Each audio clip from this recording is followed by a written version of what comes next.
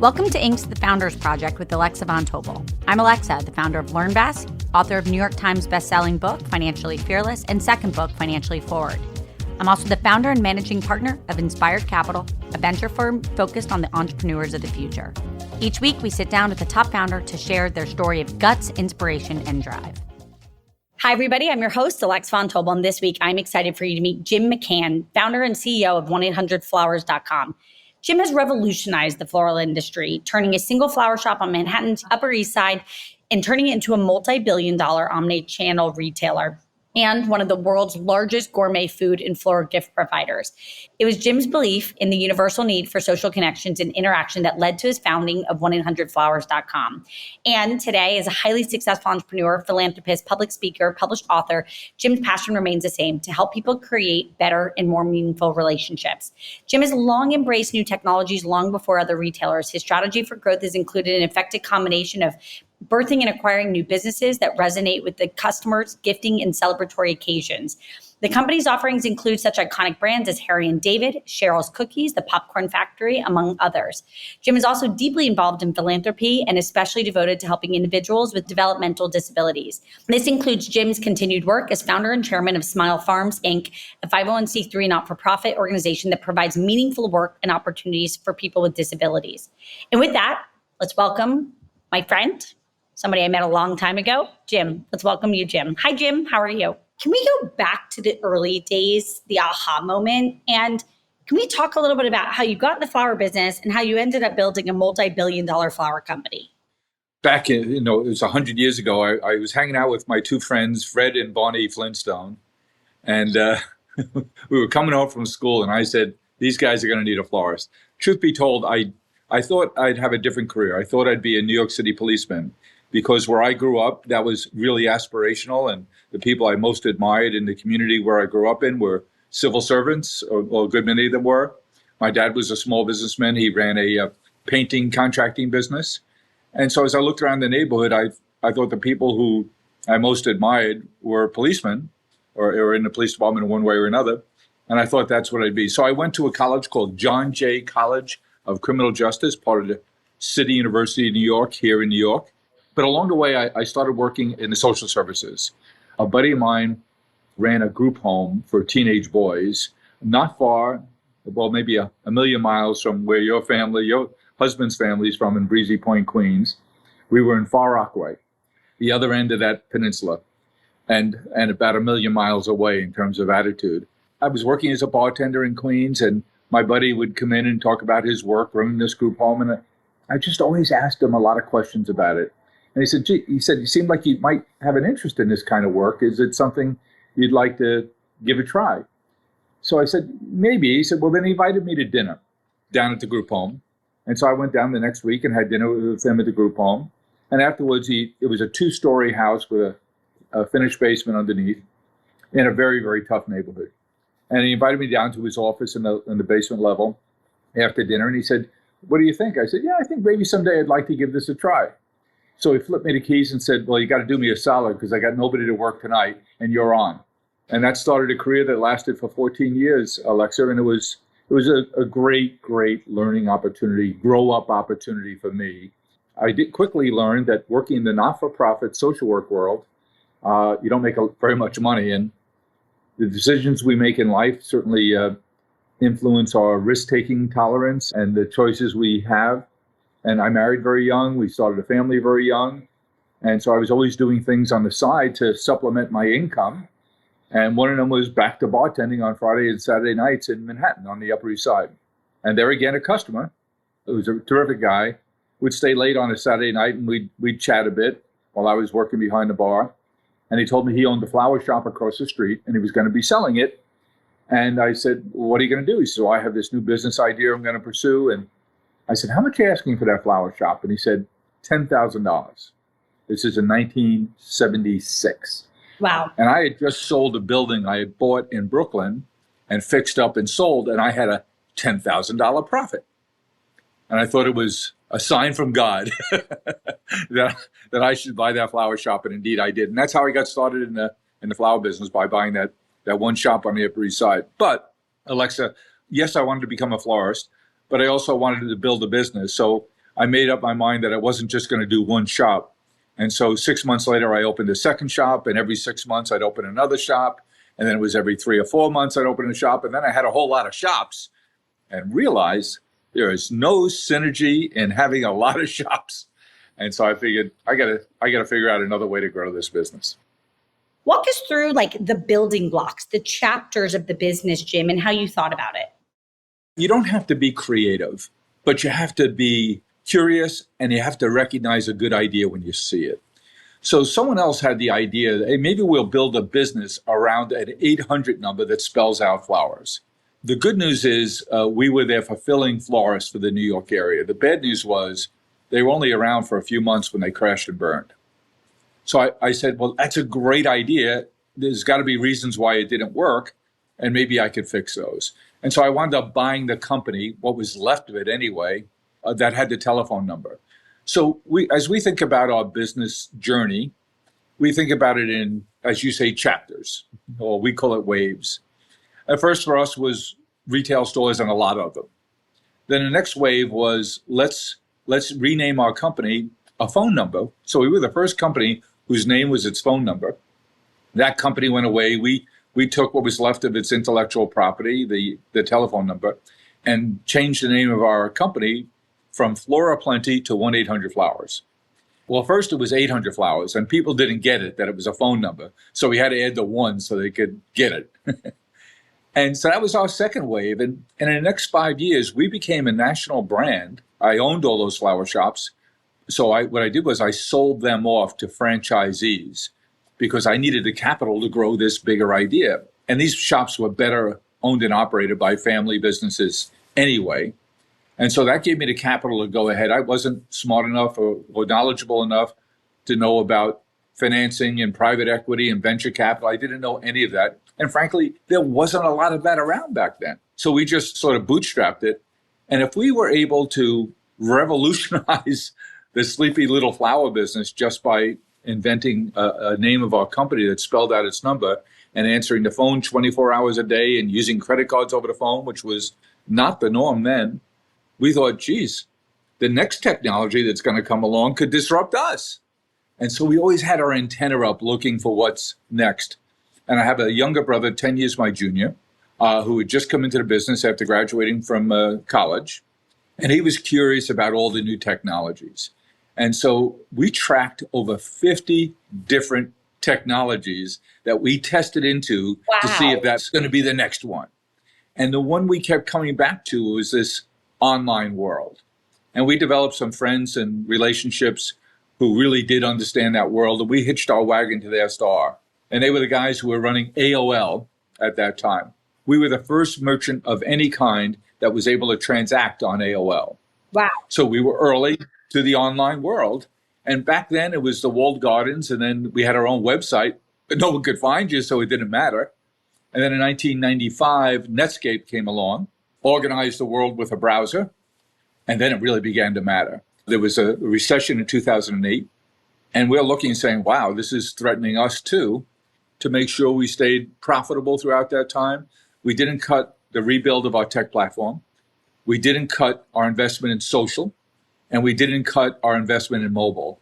And boy, that mattered. So that was the fourth wave for us, everything social and mobile, and they aided and abetted each other. And now we're in the fifth or maybe sixth wave, because with the explosion of these tools, these AI tools, it's bigger and better than ever. And it's completely disruptive. But we think this next wave will be the most exciting of them all. What do you think about this AI wave? What are your predictions? What are you seeing? It just shows me that the things we've dreamt about, Alexa, doing here at Flowers is now imaginable and frankly within reach using AI tools. The ways we want to help our customers to have more and better relationships, the ways that we want to interact with them, to incite them, incent them to invest in those relationships in their life. Now we can deliver to our community tools to help them do just that. Now I can have an AI generated engine know that I want to invest in my relationship with you guys, know what your interests are, know that I have a friend who commented on that serve up that article to me and suggest that I send that link to you. If I say these are the relationships I want to invest in, and now it pings me 30 days into the new year on January 30th and says, you haven't done anything about investing in your relationship with Alexa yet. Here's a couple of suggestions. Let me remind you, now we have tools to help us follow through on those important resolutions we make at the beginning of the year. Any other intangibles that you can kind of talk about of like why you feel this is going to be such a sea change? Mostly it's my learning through interactivity with smart people like you, Dave Morgan and Adam Quinn from Simul Media. Dave has been really dunking his head, as Adam has as well, everything about AI. And he just came back from a visit to the Ukraine, visiting with their AI talent there in Kiev. And he said something to me that frankly has had me rattled since. He said, in very short time, I don't know what that is, but he said in a very short order, apps go away, websites go away, and search as we know it goes away. Well, if that's true, what takes its place? I'm in a mad dash search to find out if smart people I know and trust tell me that's what's going to happen. I have to figure out what's going to take its place really quickly so that we're relevant, meaningful, and accessible to our community of customers so that we're here to help them to have more and better relationships and to act conveniently on their thoughtfulness.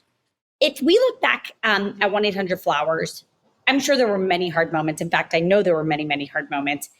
Can we talk through one of the hardest moments that you got through and what you learned that you could pay forward to this entire audience that's listening? One that was hardest on my brother and I emotionally was that 2008 timeframe. We didn't know how long that recession was going to last, but we had a board meeting in the beginning of December of 2008, and we gave a forecast for what the rest of the Christmas is a very important season for us. On the flower side of the business, yes, but especially on our food gift side of the business, where we have Harry and David and our chocolate companies, Simply Chocolate and Cheryl's Cookies and the Popcorn Factory and Personalization Mall, so all the other wonderful gift brands we have.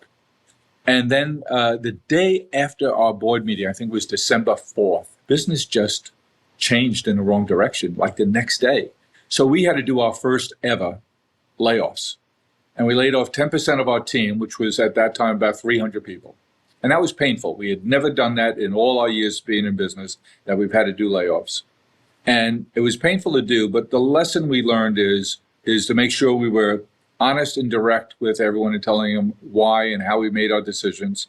And then what I did was I asked the lady who ran HR for us to build a team of people that everyone had to be laid off, that they knew that our interest was to help them to secure another job.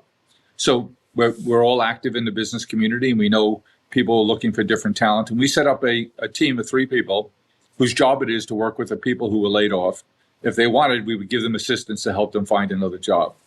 And we stuck with that for a year and a half, almost 2 years. And then there were about 5 or 10 people that we lost touch with. But we worked through till every other person got placed. And I run into people as recently as last week that were people who were that we had to let go during that time, who expressed their appreciation for the fact that even though it was a tough time for all of us, that we hung in there and did the right thing by them and helped them to secure another job.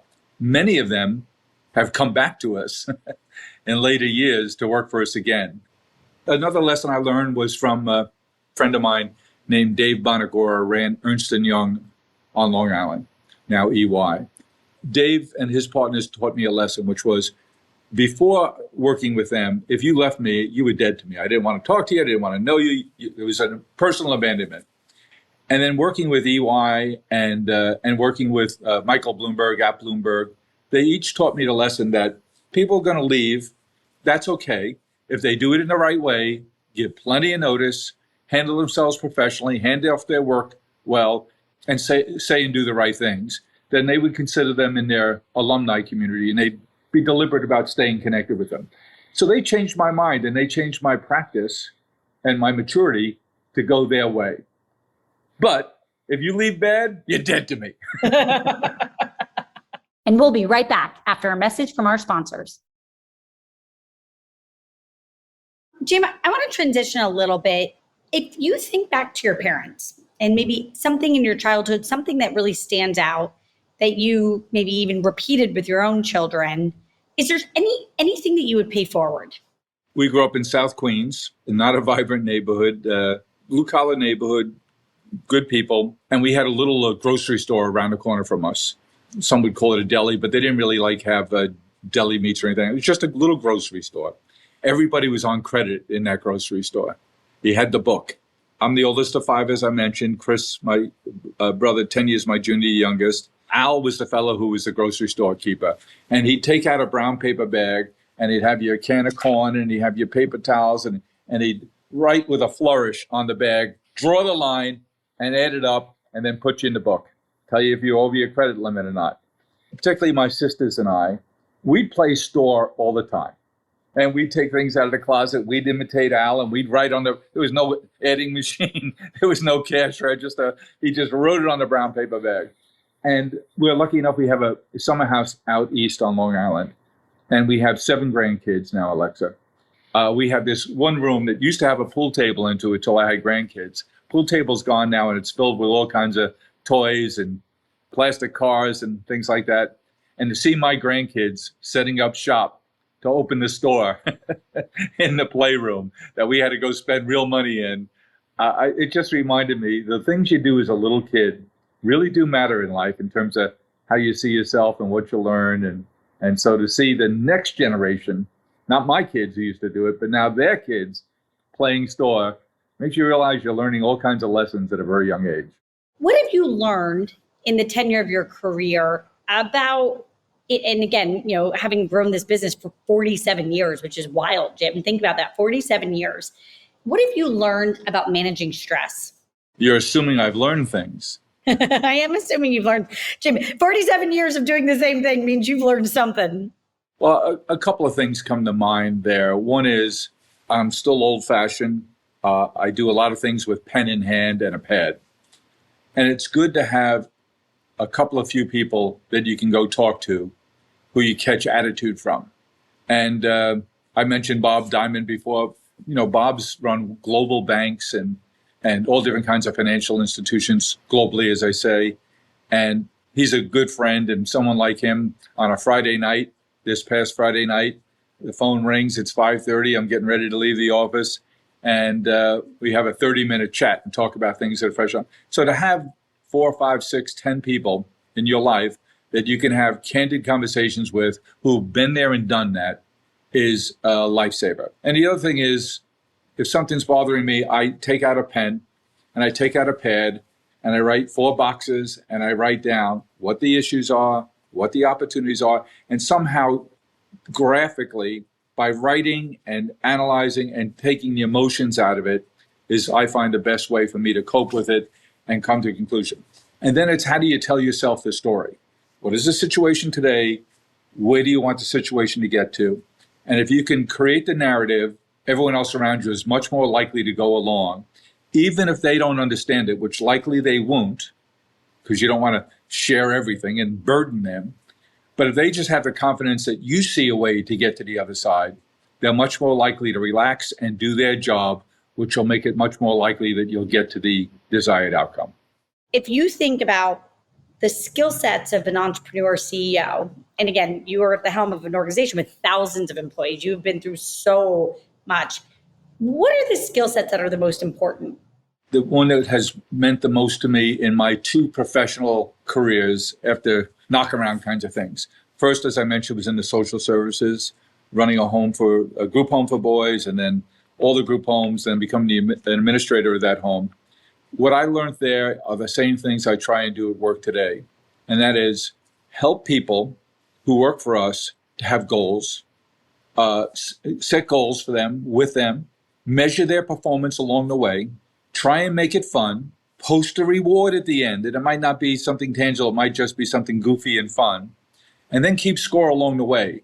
My job back running a home with 10 teenage boys in it who were tough kids who came from tough circumstances is the same as it is today, only now I have people with wonderful degrees from wonderful universities and graduate schools around the country. But the job is the same, to help structure an environment where we have goals, and those people can accomplish more than they ever thought they could on their own. Now, today, some of the people we have full expectation that they can do anything. But the most exciting thing is to see somebody who doesn't have the credentials, who's been here maybe 20 years, working with a couple of those really brainiac newbies, and see them flourish and rise and become the leaders of that project. So for me, it's organizing people to have a common set of goals, have their individual goals within that, and to encourage them and root for them and cheer for them to help them to get to their goals. Because if they do, we do. You have this great piece of advice. You said the best thing that you can do is fire yourself. What do you mean by that? Well, I don't claim credit for it. It was a fellow I met, years ago. I was asked to give a talk someplace, and I think the fellow's name was Stan Gerber. And he had written a book, and he and I had had a chance to sit after we had both done our presentations that night. And we were chatting, and he said, the best advice I've ever given, and he gave me exactly that advice, was fire yourself. And I thought back about when I was operating the shops. And let's take the first shop. I was the best floor sweeper, the best designer, the best flower cleaner, the best salesperson, the best delivery guy. I thought I was best at everything. And maybe I was, because no one was more enthusiastic than me. But then I realized that I'm doing myself and my business a disservice if I continue along that path. Because if I can hire someone else who's a good delivery person, then that leaves me more time to do things that only I can do. And if I get someone else who's good enough at flower cleaning after they come in from the market and preparing them and hydrating them, then that frees me up to do things that only I can do in terms of sales, business development, expansion. So if I spend all my time doing things that other people could do well enough, then I'm denying my business the horsepower, the opportunity for growth, because I'm doing things that other people could do and not doing the things that no one else can do. I'm going to move to the quick fire round, Jim. I'm going to ask a question. First thing that comes to your mind. What is a book that you want everyone to read because it's changed your life? Cynthia Covey Heller. So Stephen Covey, The 7 Habits of Effective Leaders, her father. And she wrote a book which is meaningful, has been very meaningful to me. And I've had dozens of conversations with friends about it in the last 6 months. And she's a wonderful lady, and I got to interview her on my podcast. And the book is called Living Life in Crescendo. Her counsel was, especially, I took it especially for someone at my end of the life spectrum, which is some people can say, I'm going to live my life in diminuendo, which is da-da-da-da. Or they could say, I still have my health, I have my curiosity, I have my interest, and I'm going to go for it. And I'm going to go hard as I can, as long as I can. What is your favorite question to ask somebody when you're interviewing them, Jim, to figure out if they're the sort of person you want to work with? Well, at the end of the process of looking at people and looking at their resumes and speaking with them and getting to know them, what my brother and I would often say to one another was, geez, I wonder what we'll think about them if we hire them a year from now. So I asked them, what are we saying about you? What didn't we know about you? What surprised us about you? Do you have a sense of humor, don't you? Are you a hard worker? Are you creative? Are you fun to be around? Are you accretive to the culture? What are we going to be saying? And it's amazing what comes out. What is a quote that you live by? A quote or a mantra or some sort of saying that just really means something to you? There's a famous business consultant, business guru named Peter Drucker. And he said, and I almost say this every day, that which is measured improves, and that which is not measured deteriorates. And every day I see evidence that that's true. If you keep score and you measure things, people want to do a good job. And if you give them the tools and this is how we're keeping score, they're going to work hard to make sure they're moving that needle. But if you're not measuring it, nobody's really in charge. Guess what? You're going to come back in 6 months and nothing's happened. What is your biggest pinch me moment to date in your career? I think it's more of a feeling, which is I'm surprised that it's not more universal. Look, I know I didn't have a business education. I had a good education, but not a business education. And it wasn't just in the classroom. And I know I'm not the smartest guy in the room or in the world for sure, but I'm not the least bit intimidated to be around really smart people. In fact, I go out of my way to put myself in situations where I'm around really smart people. Because either I'm stupid enough or have enough ego strength, I don't know what it is, to know that I can be better and I can learn faster and I can mimic the things that really smart people do, even if I'm not as smart as them. And so I just am always startled and struck by people who are intimidated to be around people who are clearly very smart. And for some reason, I look for it, and I really go out of my way to spend time with people like you, Alexa, who are really smart, really well educated, because I know I can learn something from you. Last question. What do you hold as sacred, right? 47 years, you're the longest tenured entrepreneur that I've ever had on this podcast. And clearly you built something that, as I said, I think it's undeniable that every person in America should know about it. So for that one person that you met that didn't know about 1-800-Flowers, shame on them. What do you hold as sacred? When you think about building a business, what's sacred? People say, oh, well, you could have a downturn, you can go broke. I think we've been broke several times in our business in the early days, but we never gave up. And I don't know if that's good or bad. I genuinely don't know, because, we have things like bankruptcy laws in this country that enable businesses to survive even though they go through a tough time because the idea is good enough. And yes, the equity gets wiped out and people come in. But I think the thing that has been key to my success is that we never stop moving forward. And even if it looks very tough, I remember in the very early years, I told you 10 years into our business, we bought the remnants of a company that had the 800 number in it. And I told you my dad was a painting contractor. And he was a painting contractor because his dad was. And his father died very young, in his 40s. My father was just back from service, World War II, Navy. He was the oldest of three brothers. He was 21. And when his father died, and my grandmother, this is before Social Security and any safety net out there, she had to keep this business going to be able to feed her 3 boys and herself. And so she told my father, okay, you're in charge of the business. Now, read out, she was really in charge, but you got this 5-foot-tall Irish lady over there. She can't be going to the job sites and telling men what to do. So my father was, quote unquote, the boss until he grew into it. And I remember sitting at the boardroom table at the McCann painting, which was my grandmother's kitchen table, where she run the business out of a house and out of garages and storage facilities behind. And I remember sitting there and telling them the story about, oh, woe is me. I did this acquisition. I didn't know about all this debt I incurred. How am I going to dig out of this hole? And one of my uncles suggested, well, why don't you go to look into this bankruptcy thing? And my grandmother gave me the Irish finger. She called me into the next room in the office complex, her dining room, where we couldn't be seen. And she said to me, figure out another way. We don't do that. I said, what do you mean?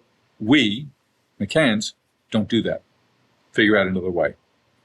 And I remember if I'd gone another way, the story would be very, very different. But you just put your boots on, get moving forward, make it happen. By the way, for everyone who couldn't see Jim, the Irish finger is the come here signal, which I know. The curl. I have an Irish husband, so I know precisely what you mean, Jim. Jim, first of all, thank you so much for being here today. This has been an absolute pleasure. You are a force, and just even the invigoration and energy I've gotten from sitting here. This has been amazing. Everybody out there, if you haven't already checked out or sent a bazillion things on 1-800-Flowers, please check out 1-800-Flowers.com. And you can join us next week for The Founders Project with Alexa Von Tobel. Jim, we are rooting for you. I will be watching what you do with AI. I'm very excited about that. And just most sincere thank you for joining us here today. Alexa, let's make it a date. 10 years from now, we reconnect again. It's a date, Jim. Thank you so much. Thanks, Alexa.